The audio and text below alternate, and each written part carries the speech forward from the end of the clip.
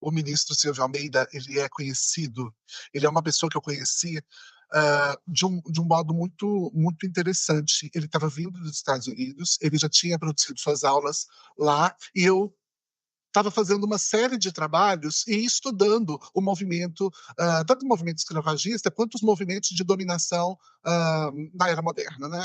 Então esses movimentos eles são cheios de sinuosidade, sabe, Camila? Não é uma coisa assim. é, o sujeito foi pego e foi escravizado. Não acontece assim. Na escravização moderna, né, e o Brasil ele tem esse referencial com o povo preto, mas existem vários grupos. O patrão é um cara bacana que chega, oferece emprego e oferece um negócio legal. E aí, quando pensa que não, ele está lá no meio de uma plantação sozinho, junto com outros tantos sujeitos. Eu conheci o Silvio dessa forma. Em Pittsburgh, que é a universidade onde eu lecionei o ano passado, como professora convidada, ele esteve também como professor.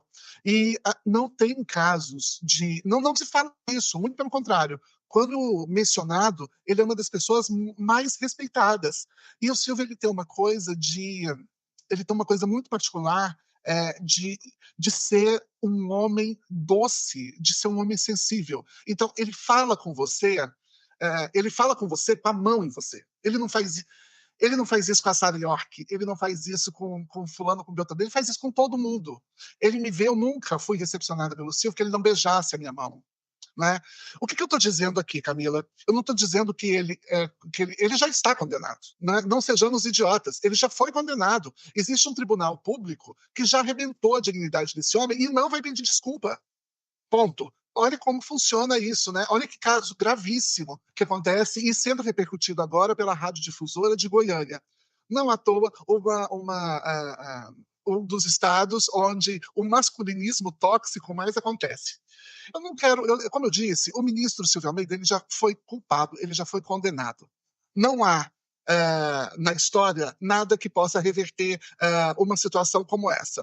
Existem alguns casos, Camila, vou citar aqui três, né? O caso dos Scottsboro Boys, um caso de 1931, onde 9 adolescentes pretos foram falsamente acusados de estuprar 2 mulheres brancas no estado do Alabama, nos Estados Unidos. E apesar da falta de provas, eles foram condenados exclusivamente por um júri 100% branco. E o caso se tornou um dos maiores símbolos da injustiça racial nos Estados Unidos. Um outro caso é do Emmett Till, de 1955, que é o caso de um menino negro de 14 anos que foi brutalmente assassinado no Mississippi depois de ser acusado de assoviar por uma mulher branca. A história, Camila, está cheia desses casos. Eu não estou falando que Silvio Almeida é inocente. Eu estou dizendo que os seus algozes, desde os primeiros aos últimos, em toda a rede, antes de qualquer prova contundente, são todas as pessoas brancas que se acham influentes. Então, na postagem dele, onde eu escrevo, eu coloco uma nota, né, é, que essa denúncia era uma denúncia assim, em vários níveis, foi isso que eu usei. Eu escrevo para ele. Absurdo em vários níveis essas denúncias. Quem lucra com o homem preto, aquele que ousou defender tantos direitos, um ativista social muito importante, ser execrado em praça pública. O problema é ser execrado em praça pública. Nessa altura do campeonato, a gente sabendo como funcionam as dinâmicas da direita, do conservadorismo e, sobretudo, do racismo no Brasil, a gente está tendo 2 pessoas negras, não é? Não, e olha como é interessante, são 2 ministros, a gente está parecendo que a gente está falando de uma mulher coitadinha. Né? Ai, coitadinha dessa mulher. Não, você está falando de uma ministra de Estado. Não é uma coitadinha. É uma grande mulher, uma mulher símbolo de luta, irmã de Marielle. E do outro lado, a gente está falando de um homem. Não é um homem qualquer, é um homem preto, é um homem que ocupa um cargo muito importante na história do Brasil. Essas 2 pessoas são colocadas uma contra a outra. Será que é por acaso? Será que é por acaso que a Aniele segue em silêncio? Ou a gente tem alguma coisa aqui para a gente poder pensar?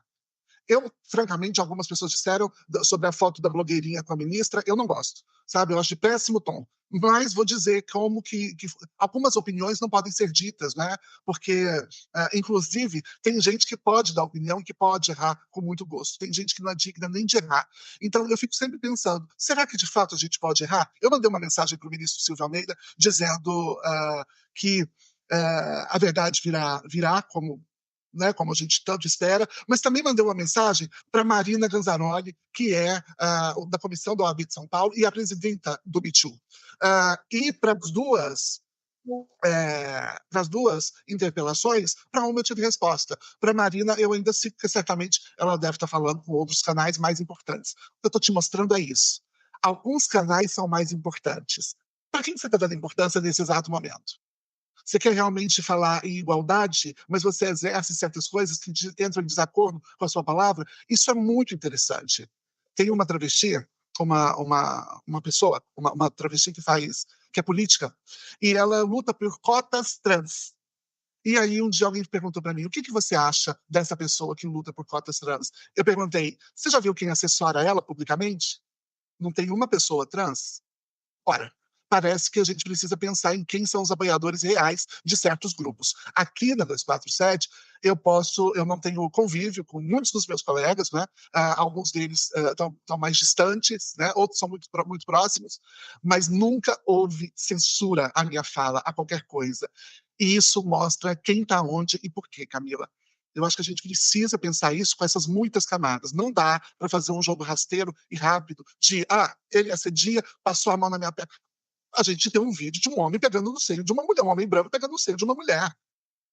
E aí, como é que a gente vai fazer assim? Eu não estou dizendo que é diferente, eu estou dizendo que o requinte do racismo no Brasil, ele não é pensado em casos como esse. E a gente precisa lembrar que a repercussão desse caso atende muito um público muito específico, que torce, que vai ao orgasmo quando vê dois pretos se dilacerando em plena praça pública. A Aniele, inteligentíssima, imensa, mulher maravilhosa, se colocou no lugar que uma grande mulher se coloca. No silêncio e na entrada da justiça, porque é ali que a gente quer saber. O espetáculo público, a cena pública, a gente sabe que quem gosta, de fato, não é essa emissora, não é esse canal. Tem um canal específico para isso, né?